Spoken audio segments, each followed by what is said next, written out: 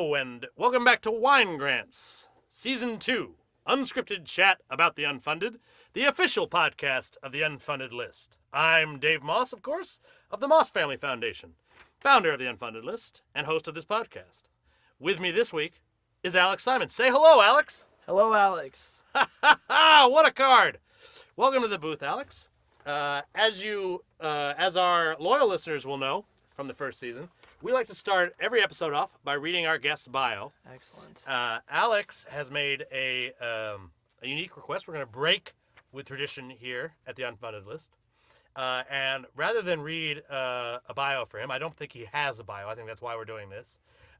He's asked me to just sort of read selected bits from his LinkedIn profile. So if anyone's following along at home, feel free to look Alex up on LinkedIn. That's Alex Simon. LinkedIn.com/Alex M. Simon. That is correct. I see that here. And you'll see a nice little picture of Alex there. And it'll say Founding Team YNG Plus at YPO Young Presidents Organization. When you print out his LinkedIn profile, it's 8 pages long, which is, I don't know, probably about average for a LinkedIn profile. Although you do have a lot of stuff on here for someone of your tender years. 15. If you're 15 years old. I'm 15 years old. Welcome.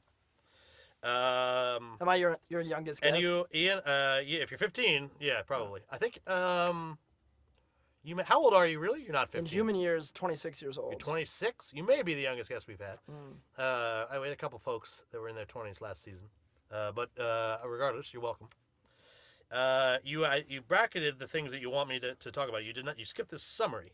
You don't want me to read this? No. All right, I read it over and I realized it needs. Okay, so I think I'll start by reading this. Yeah. This part out loud. That's best. And I'll say though that folks at home do not want me to. You have specifically said don't read this part, and I will be reading it now. This is in Alex's words. He wrote this in the first person. I spend most of my time working on and thinking about the development of innovation ecosystems, the intersection between entrepreneurship and higher education. Yes, there is one. And the implications of billions of people using chairs on a regular basis, when they were created first and foremost to stratify society. I enjoy building partnerships that make sense, connecting dots where it's helpful, and selling ideas, programs, and organizations that will change the world for the better. If any of this resonates, let's talk. And I don't know why you didn't want me to read that. I think that was great. I think it is an elaborate version of a PBS ad, like sponsored by viewers like you. It's a very sanitized and bullshit series of words strung together. The only thing that's significant in there that anyone this is something you wrote about yourself. This is something that you're describing it. In the past, Alex Simon, LinkedIn.com/Alex M. Simon has written that about himself. Mm-hmm. The only thing I'd say that has longevity and value to it is that chairs were intended to stratify society. I know this is a philanthropy, grants-oriented podcast. Philanthropists sit in chairs? Yeah, well, sometimes. And you mean by that that only the wealthy were intended to sit? If you'd like to go down this path, I'm happy to go down it. Yeah. Is that what you mean? I mean that, we sit in chairs all the time. They're ever present in our society and really now around the world. Not here at the Lookout. We have standing desks. Now we have standing desks. But if you look at the earliest archaeological evidence of chairs, at their desks? The earliest archaeological evidence, Neolithic period, we have evidence from clay pottery of women sitting on 3-legged stools, and there's no clay pottery of men depicted sitting on these 3-legged stools. They're depicted standing, walking, running. Sitting was for women. Well, sitting was for women, and that was because you had a society in which women were responsible both for the child rearing, obviously, and the agriculture. So the double fertility resulted in a matrifocal society. And basically throughout the history of chairs, from Egyptian times to Greek, Roman, medieval, all the way to modern, postmodern, contemporary times, chairs have always been great indicators of who in our society was more or less powerful, and they serve no physiological purpose. Fascinating. Yes. Moving on with your LinkedIn profile. You have listed here that at present you are on the founding team at YNG Plus, which is where you are helping to lead the launch of YNG Plus, an unprecedented next-generation leadership community within Young Presidents Organization, a CEO network with 20,000 members in 100-plus countries. You are also, as I understand, a global shaper with the World Economic Forum. And before that, you were executive director at Compass Partners, where you led the United States' largest on-campus social entrepreneurship program. If I recall correctly, you founded that while you were an undergraduate. I joined the founding team of it, yeah. Mm-hmm. And later served as the executive director of the organization. Yeah. Before that, you were founder and chair of YPO, again, that's from the Young Presidents Organization's Youth Social Enterprise Network, where you founded a network for next-generation social entrepreneurs and philanthropists within the Young Presidents Organization, again, composed of 20,000 CEOs in 100 countries. Again, I see here that you were Director of Strategic Partnerships at Compass. You were Director of Strategic Partnerships at the Nexus Global Youth Summit. And when you and I met, you were, this next one, Youth Philanthropy Fellow at a nonprofit here in the district. Where you did a bunch of cool stuff, including co-organizing the White House gathering on next generation leadership that I attended. And from that position, you have a recommendation from Lord Daniel Carpenshoff, who is one of the unfunded list evaluation committee members, one of the earlier members, and also co-founder with me of the Moss Carpenshoff Non-Stipendiary Global Strategic Planning Ambassadorship. One of my favorite ambassadorships. It's one of the better ambassadorships. Yeah. In fact, funny story, if you Google ambassadorship, it's the only thing that shows up. I didn't realize there was anything you could Google that would only have one thing show up. The first time I showed up, before I made that, I Googled ambassadorship, and nothing. There were no results. I completely invented that word, and I'm surprised because people in the social enterprise space love to combine two words together to make another word that means the same thing. And that combination. And no one had ever come up with that yet. Took me and my general genius. So anyway, I also met Daniel around that same time while you were interning as the Youth Philanthropy Fellow. Which was actually more prestigious than it sounds. Hard to believe. Hard to imagine. So Daniel had to say of you, and I did not start the clock. Let's just add 8 minutes to whatever that ends up saying. What Daniel wrote about you is Alex is a remarkable person. While very young, still incredibly bright and talented. His personal network is astounding, and his positive spirit and open attitude acts as a guidance in his endeavors. I had the good fortune of working with Alex on... I don't know why you chose this for something for me to read, because it doesn't actually show the whole... I can't read the rest of it, but I'm sure the rest of the endorsement was... It was equally scintillating. He says good fortune a lot. He starts a lot. I had the good fortune to do this. Yeah, it was good fortune. Daniel, if you're listening, which I assume you're not. Yeah. Hello, how are you? Yeah. Also, hi, Mom. I also know that you're not listening. My mom might be listening. She listens to all the podcast I've My been on. mom says she listens, and I know that she doesn't because I often call her out like I'm doing now, and she doesn't say anything about it. Yeah. So she'll be like, yeah, I heard that. That's great. Now, she might listen to this one because if I remember correctly, you went to Newton North High School? That's totally correct. Right. My mother went to Newton South, and so she may chime in on. Yeah. Assuming I remind her that you're from Newton. Oh, man, that's very intimidating. And let's see here. Was there anything else after Daniel that you wanted me to? There was. You were vice president at Newton North High School. You were vice president of the Newton Tanzania Collaborative. Well, it was actually... Right. Is that more or less prestigious than it sounds? It is much more prestigious. It might be less prestigious, depending on how you interpret it. We basically were trying to merge the country of Tanzania with the city of Newton and create well, now Mom will have to a connected economic unit. Really? Okay. How were you successful? No. Tanzania did not respond to most of our queries. Yeah. Yeah. But you had the city of Newton. We had the city of Newton behind us. They were on board. Yeah. Shout out to Mayor Cohen. You've bracketed here that you have 99 plus endorsements for social entrepreneurship. Yeah, I just wanted to. Yep, that's great. I don't have 99 of anything. You have a lot more endorsements than I do. Congratulations. You're welcome. How did you go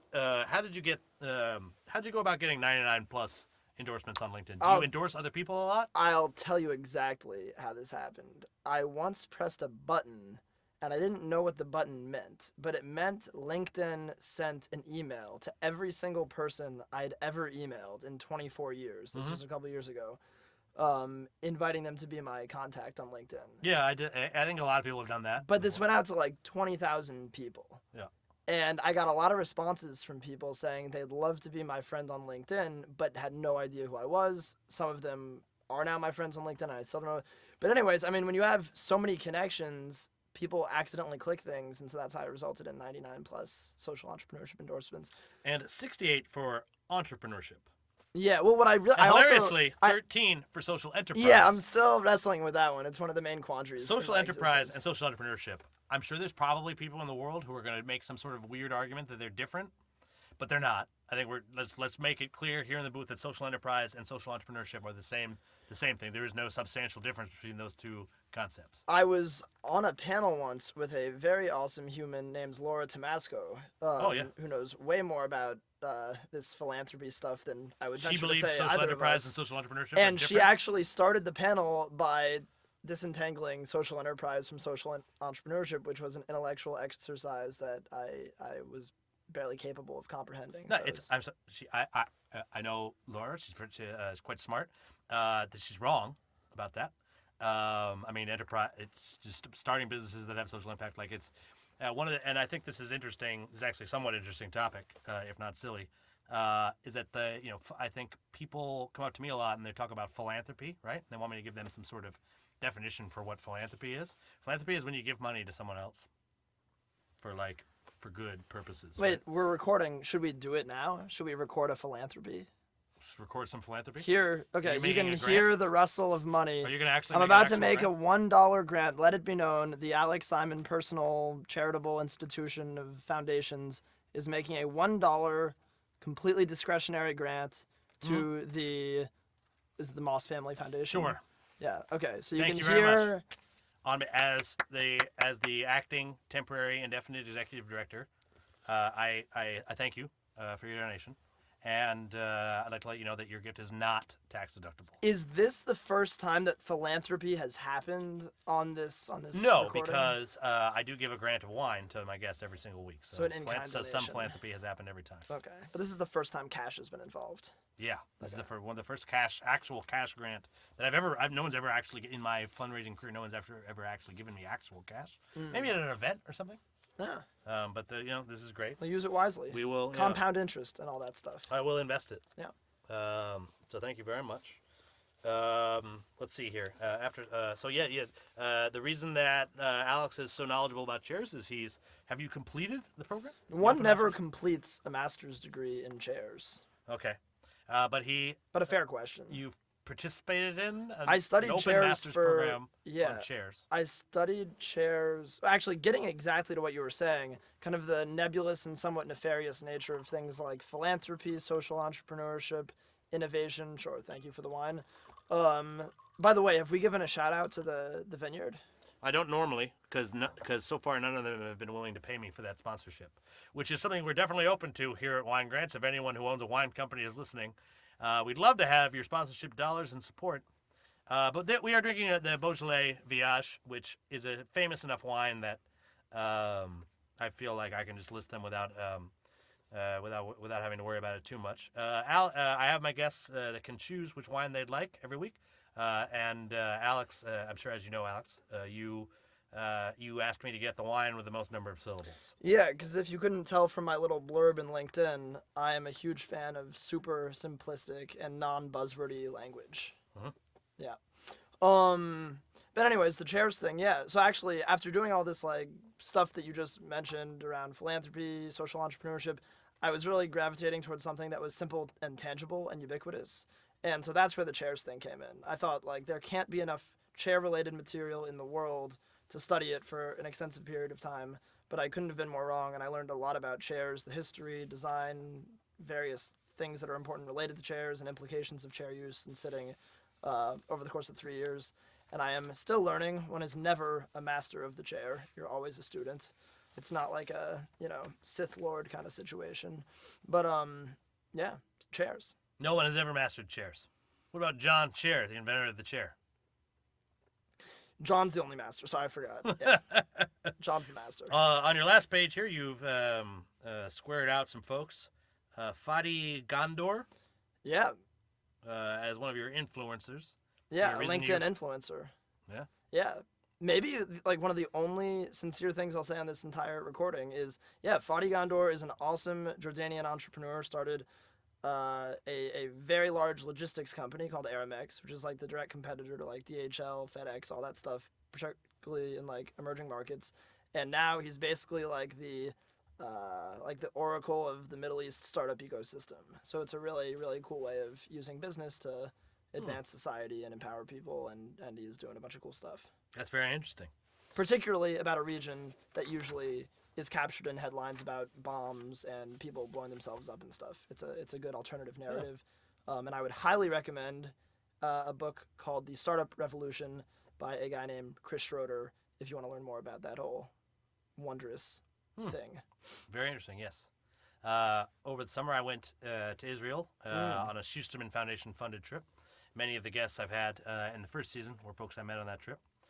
Recently, I had a catch-up call with somebody I met on that, and she's going, Marina von Schlegel, she's going to Gaza to run some sort of like tech incubator in Gaza City. Mercy Corps has a very cool program called Gaza Sky Geeks, where they fund with Google and some others, I think, a really cool program. I think I may introduce you to Marina over email before she heads over there. This is one of the most productive, between the philanthropy that's taken place and offer of an introduction. That's what we like. That's what we like to do here at the Unfunded List, and particularly on Wine Grants, the official podcast of the Unfunded List.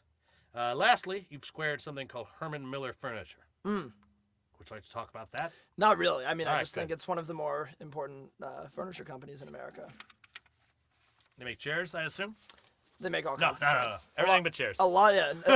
Only settees, or however you pronounce it. Not too good with that. Settees? S-E-T-T-E? Is that a settee? I have no idea how to pronounce that. All right. Oh, can I just, before we get down to business? Are we planning to get down to business? This is about to I'm about to give you another gift. This could have been my philanthropy, but I wasted $1. A gift is not philanthropy. You gave me $1 in support of your important work. So I just wanted to say, about 5 minutes before I arrived, I thought, what could I give Dave Moss of the Moss Family Foundation? What do you give the man who has everything? What do you give the man who has everything? I have a booth. He has a booth. Like what else could I possibly need? Soundproof booth. And I thought this was going to be recorded on video. Because I'm super well prepared for my I said podcast here. Many times. Yeah. But anyways, I wanted to buy you some reading that would help you, and this was going to be way more amusing if I had like a nice video. But I got you a really great 1981 December issue of American Film, and I just thought you could learn a lot about the art of film and media, and I really liked James Cagney in Ragtime has a great face. So that's my gift to you, Dave. Did you spend money on this? Yeah, actually, so it cost $3.18, but the credit card limit was $5. It was originally $2. I know. Well, inflation in the last 36 years or 35 years. Yeah. So this is a funny story. This magazine's a little bit older than I am officially.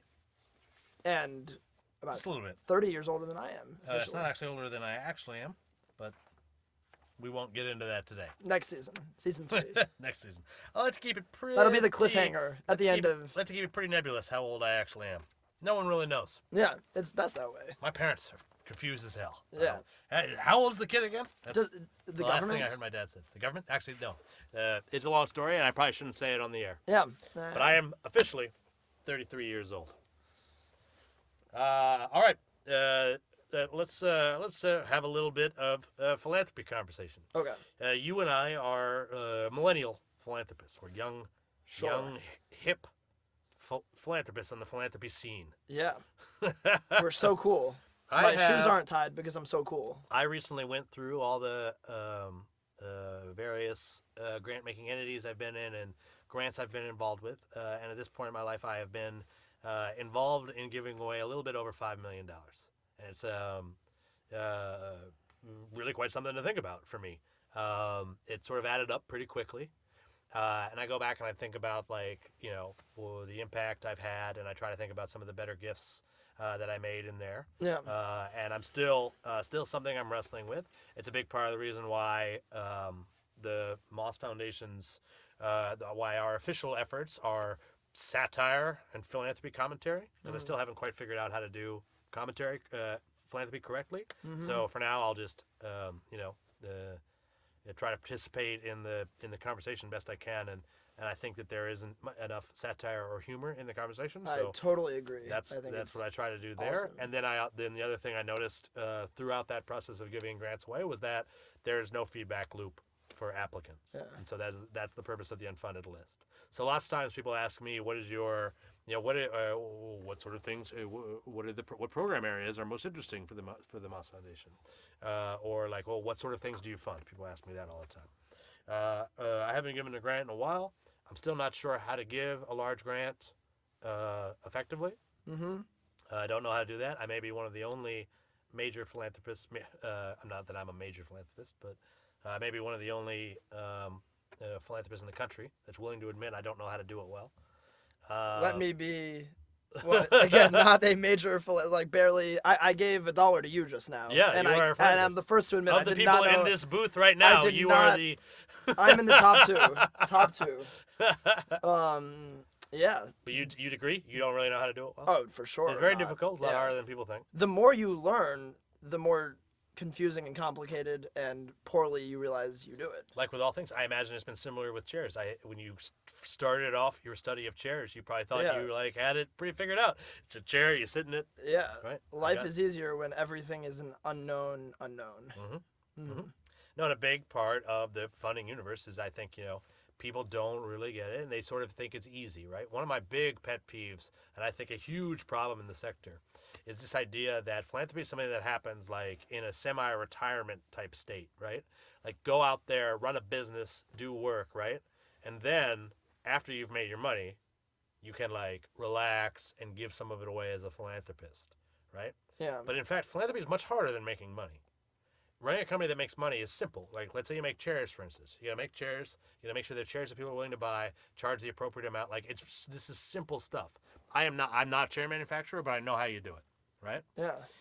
Like philanthropy, though, is like so much more difficult and complicated, and comes with less accountability, right? So if the guy that owns that chair company, he has a board of directors who expect him to make money, right? If he doesn't, the market puts him out of business, right? Yeah. If you're just sitting there on a pile of money giving it away, you can give it away as poorly as you want, David Geffen, and no one can step in to stop you. Yeah. In fact, what's been enthusing to me lately is that David Geffen is taking flack in the press. Over the summer, John Paulson made a $400 million gift to Harvard University. I got a lot of flack. And he did not get the accolades he expected to get. Right? Yeah. And I think that this is great, right? Like those guys are so out of touch, they're going to keep doing those sorts of gifts. But if it would be much worse if they were getting praise for it in the press when they do that. I mean, what David Geffen just did at UCLA is bad. It's not just like a poor gift, like he could have had more impact. What he did is harmful for the universe. He's a bad philanthropist, and he should feel bad about it. Cheers. Right? But like I said, here you and I are in the booth willing to admit I hope I never have to get a job that isn't anywhere related to David Geffen. Yeah. Related. Did not know we'd be. Well, I think it's unlikely he listens to the podcast. I also think it's unlikely that he's hiring anybody in the future. And I mean, he's a smart guy. He probably knows it's bad philanthropy. I don't think he thinks he's helping anyone. Yeah. Yeah. It is what it is. But again, and I don't know how to do it better than he does. I have access to a lot less funds. But you've done some, before your chair study, you were the philanthropy fellow, and have spent some time. I'm a fellow affiliated. And you are, and it is very interesting. I was when I was a baby philanthropist, I had a little bit of responsibility with some of my family's philanthropy. I think I was probably about your age. I joined a network called the Grand Street Network, and it's a network for young philanthropists. And I remember Simon Greer was one of our facilitators, and he came up to me and he asked me, he said, Dave, are you out? That's what he asked me. And I was like, well, Simon, I'm straight. I'm not gay, so I don't know how to answer your question. And he's like, no, I don't. I mean, are you out as a philanthropist at work? Because at the time I was working as a fundraiser at the Seed Foundation, and he asked me if I was, do you admit? Do you admit to the people? Like, do you go around talking about it? I think there are a lot of folks in the same situation who don't, right? Who are in the closet as philanthropists. Yeah. Particularly younger folks. I had a lot of pressure from my grandmother and also my parents they don't like that I do this podcast. They don't like that I go out and admit that I'm a philanthropist. No. I don't know I think they're afraid that I'll be taken advantage of, which is crazy to me. I'm very knowledgeable about how philanthropy works. I only give grants to things that I want to. And you're just not going to be able to, I think they think that someone's going to, like, smooth talk me, and then I'm just going to sign over the whole trust, right? Not going to happen. Oh, really? Then why am I here? Not going to happen. And in fact, I'm not really giving grants right now. I'm focusing on giving feedback to people's rejected proposals through the unfunded list.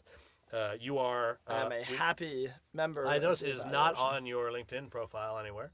So, but I'm not. I need to make a page, I think, so that you can like them as an influencer or whatever. I'm not much of a LinkedIner. Part of the reason I don't have a bio is just because I'm a completely negligent human being when it comes to updating what I've been up to. I think it's been about a year since I just write a new bio every time someone asks me for a bio. Literacy is important. Being able to read and write. Yeah. Being able to write a paragraph about yourself. That's an important thing. Yeah, I can actually do that really quickly. Yeah. And in a grammatically correct fashion. I think that might be my main thing I hope people take away from this podcast. That you don't have a bio. You don't have a bio. That literacy is important. That literacy. Literacy. People should reading, be able to read. Writing, texting, Snapchat, etc. Mm-hmm. Well, you can't Snapchat it unless you know how to read. Literacy. Is that true? I don't know how to Snapchat. One day. This is more of a your generation thing. Do you Snapchat? It's not something I've built in as a habit. You've done it though? Instagram is my latest habit. I like the creative piece of it. No one likes my Instagram. Like if it gets above 11 likes, then I've made it, because before 11 it just lists every single person who's liked your picture, and I can't handle seeing that and knowing that I didn't even get 11 likes. That's the complete narcissist of being a 25, almost 26-year-old. Yeah, it must be tough. It's a really difficult situation for you. It's a difficult world. Well, anyway, so good. Tell me a little bit about about baby Alex, the philanthropist. Yeah, so I'm trying to think exactly. So I'll tell you, kind of how I just got into all this stuff in general, because it's all kind of tied together. My family's kind of crazy, and my parents named me after Alexander Graham Bell because they went to his house somewhere, and they learned a story that his mom let him dissect a pig on the dining room table, and they were like, we love the idea of our kids going whatever direction they want. The only thing they're not allowed to do is dissect a pig on the dining room table, but anything else they can screw around with. Was it a kosher house? No, Then what's the problem? I think it was the blood. I think my mom is not if she watches shows that have scary parts, she'll close her eyes, play Free Cell on her iPad or whatever. So I think the idea of a pig exploding in the dining room. You would dissect by the time you got it, it would have been bled out. Maybe. Never mind. We don't need to get into the details here. I don't know. We'll have to think. There wouldn't actually be any blood, is my point. But yeah. That's fine. I'll have a separate conversation with your mother. Yeah, you should. She should definitely come on the podcast. I think she'd enjoy it. She doesn't. She does drink wine. Yeah, my dad doesn't drink wine. Anyways, so the point is, I got all my siblings and I got really into entrepreneurship and starting little businesses. And my first business was a stationery company that got shut down by the FBI in Boston when I was 11. Then my second business was with a friend I had. The first business's name was Alex Co., and our motto was "We have and do everything." So very ambitious. And just a series of businesses. We have and do everything. We have and do everything. And then the point is, I was really excited about entrepreneurship, and baked into the Simon family DNA is constant frenetic travel. And so we traveled around the world for a year when I was 10, and then we kept visiting all these projects, different social enterprises that I guess wasn't really a big concept back then, but nonprofits, and then microfinance kind of took off. And I got really excited about visiting different microfinance loan recipients, microloan recipients. Lendees. Lendees. Is that what they're called? That's the simple. Right? I prefer whatever I could use to describe them with the most number of syllables. That's my way of describing them. But these awesome people who took tiny amounts of money, or relatively tiny amounts of money, and created businesses that were enriching their own lives, their families, their communities, etc. So I just got psyched about microfinance, being a tiny little young entrepreneur and loving meeting all these people and seeing that you can make a big impact. And so actually my first ever philanthropic allocation was my parents had to help us kind of think about the world and stuff, had allocated a very, very small amount of money to each one of my siblings and I to like do philanthropically what we wished. How old were you? Shoot, I don't know. Probably like a young teenager. And A recent mitzvah. Yeah, I think it was after my bar mitzvah. I'm trying to remember. The most exciting thing about my bar mitzvah, I was not a very enlightened bar mitzvah person. I made up half of my Haftorah portion. You just said bar mitzvah person, so... Yeah, I did become a bar mitzvah. I didn't have one or do one. I became one, which is the technically accurate way to describe it, I'm pretty sure. It's also accurate to say you had one. I had a bar mitzvah. The most exciting thing about that was getting a Power Mac G5. Congratulations! I remember that computer. It literally is like larger than my apartment. I think I got rid of it regrettably, but I could have lived in it and been more comfortable than in my apartment. But the point is, I got really excited about microfinance, and then the reason I'm sharing, and my parents had done this thing, so I basically manipulated my siblings into giving me access to what they could allocate and putting it all into a small like. You convinced them to make a matching grant. Yeah. From their with 100% of their discretionary pool. Exactly. Yeah. To put it in layman's terms, but into like Axion, which had like different debt funds associated with the microfinance. Axion. ACCION. I think this was a Latin America focused thing. Yeah, I've heard of it. But the point is, like everything that I have experienced with philanthropy, social enterprise, trying to make a positive impact, and the various like challenges and quandaries associated with that came from experiencing a very classic boom bust moderation cycle with microfinance. Because in 2005, 2006, when I got really involved in organizing high school students, college students, and young professionals to get more involved in microfinance, Muhammad Yunus won the Nobel Peace Prize. It was the UN year of microfinance, all this crazy stuff. And then a couple years later, you see things like Comportamos has an IPO. Are they doing predatory lending? Many people are committing suicide in Andhra Pradesh. Did SKS grow its microfinance efforts too fast? Like, is it abusing basically all these people? What is the positive impact of microfinance? What is it really like the worst thing in the world after being thought of as a silver bullet?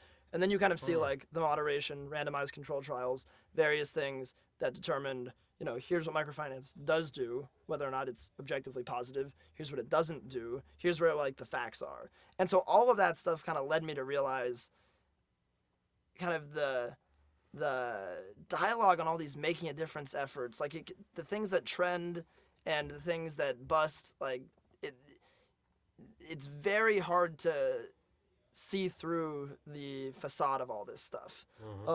And I think the most successful like efforts I've made, whether they've been like financial forms of philanthropy or non-financial, have been when it's like very focused, very intimate on a human-to-human connection basis. Which is not to say when it's not like using smart thinking, but I'm not smart enough, or No, the same thing with me. The best experiences I've had has been when I myself intimately knew the people, and when I was in some way involved in the actual work as well.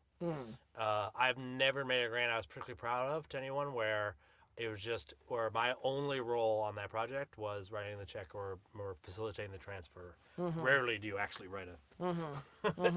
Sometimes, but rarely. If I was Moss Foundation funded It's on Us. We were in fact the only funder for Public's effort. I didn't even get any money from Public Foundation. The Moss Foundation funded. That was a pretty leveraged gift, though, because it's now like a big thing. Yes, a $2.5 billion impression campaign, and a PSA with the president in it, and none of it would have happened if I hadn't made it's a pretty small grant. It's nothing to write home about. Certainly made larger ones throughout my career, but I think the reason why I was able to leverage it so well is because I worked on that. I worked all day. And I think for me, it's really difficult when you're, I think one of the big challenges in philanthropy is, to be able to support something without actually being the one doing it. Right? I think a lot of people can fund their own effort. I think that's one of the easiest things to fund, right? Because when you're the funder and the person doing it, then you know exactly how it's going to go out, right? But you have lots of disconnects when it's, in the traditional sense, it's somebody who's funding it, and they're not actually going to do any of the work. And obviously they don't actually know, when you're not doing any of the work, then you don't really know what it is you're funding, and then that causes problems. I think this is where actually, like, Nexus, the whole value proposition of Nexus, at least from my memory of it as a like college student working on it, was that there are so many because the flip side of not being able to like sink your teeth into the project is that you don't trust the person executing stuff. Yes. And maybe even if you gave them $1 million, you don't trust them and you don't know them. And there's always a weird... It's pretty rare to know someone well enough that you can give them $1 million and trust that they will spend that well. Which totally makes sense. That's extremely rare. Well, it's particularly, though, in the context of the first touch point you have with this person is sitting at a negotiating table asking them for money or pitching them something. They come to, you know, and that comes from a lot of, like, these folks who are applying for funds have great solutions to social problems, ideally, right? Maybe they don't.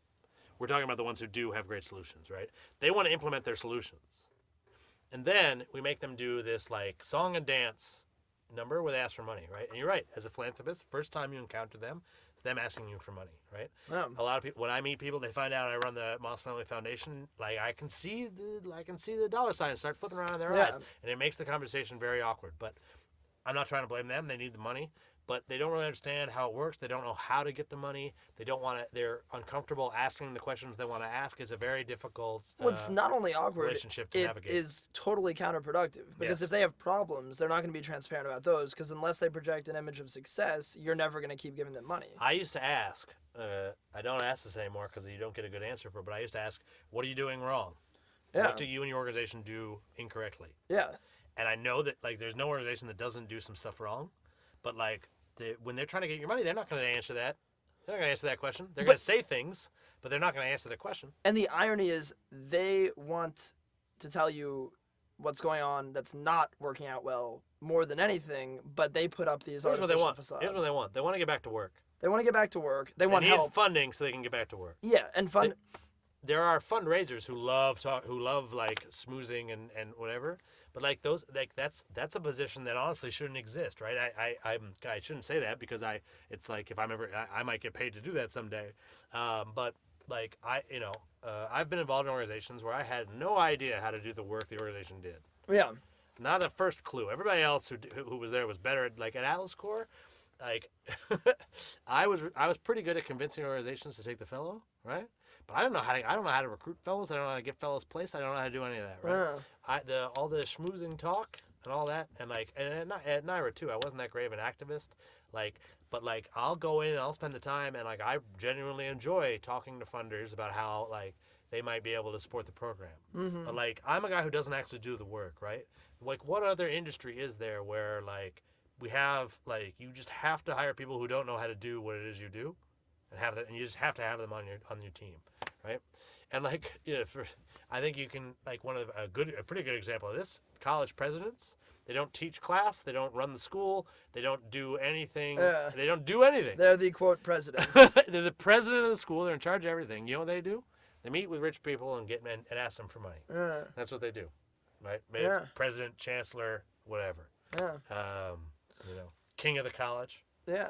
Well, I mean, all this stuff, like, that's why it was cool to think about Nexus, which is, let's say these people, because a lot of the time now you'll have entrepreneurs who are, like, older and for those listening at home may not know what Nexus is. Alex is talking about the Nexus Global Youth Summit, which is a large network of 2,500 plus millennial-aged philanthropists from around the world. And I remember when I was a sophomore or junior, I met a guy who went on to co-found Nexus named Jonah Whitcamper, and I met him because I bought a keyboard he had used at an auction, and the keyboard was involved in designing Barack Obama's text messaging campaign tools.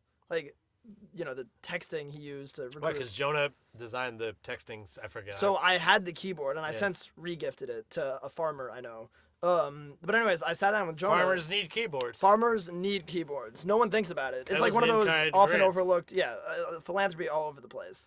But yeah, I ate some, I think it was Mexican food with Jonah, and we were just talking about how great it would be if human connections broke down these artificial barriers that we're talking about between the funders and the entrepreneurs.